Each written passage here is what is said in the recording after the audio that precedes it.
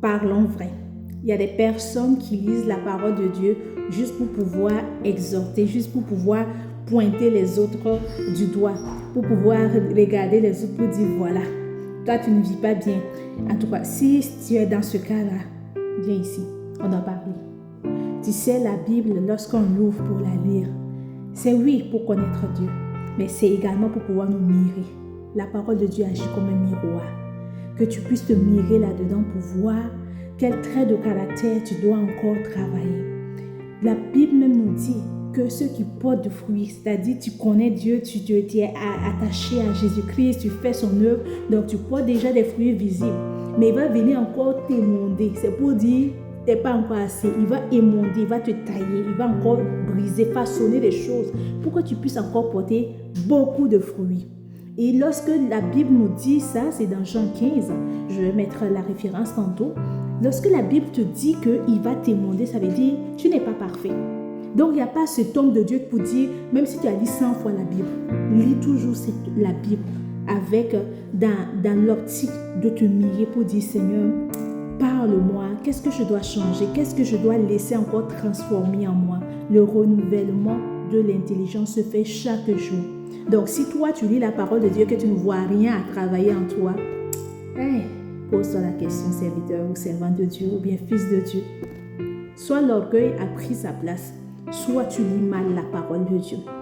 Et si c'est le cas, il n'est pas trop tard. Reviens à la présence de Dieu. Si c'est l'orgueil, demande au Saint-Esprit de briser l'orgueil en toi. Choisis d'abandonner, choisis de t'humilier. Et lis la parole de Dieu avec un autre regard.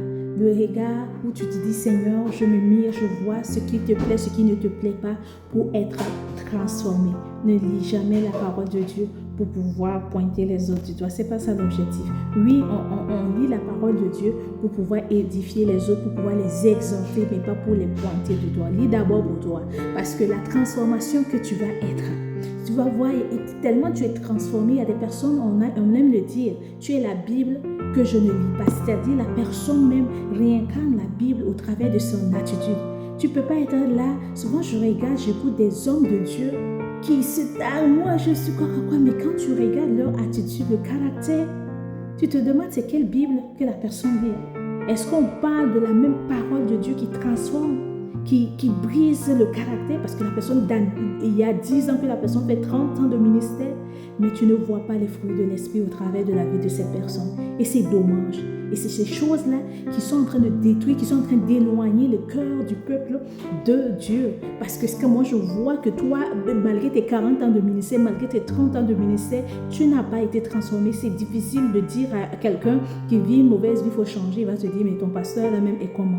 Donc, soignons la Bible que les autres vont lire. Laisse-toi transformer par la parole de Dieu avant de vouloir être celui-là même qui va vouloir édifier. Édifie d'abord par ta parole, édifie par ton comportement, édifie par ta manière d'agir.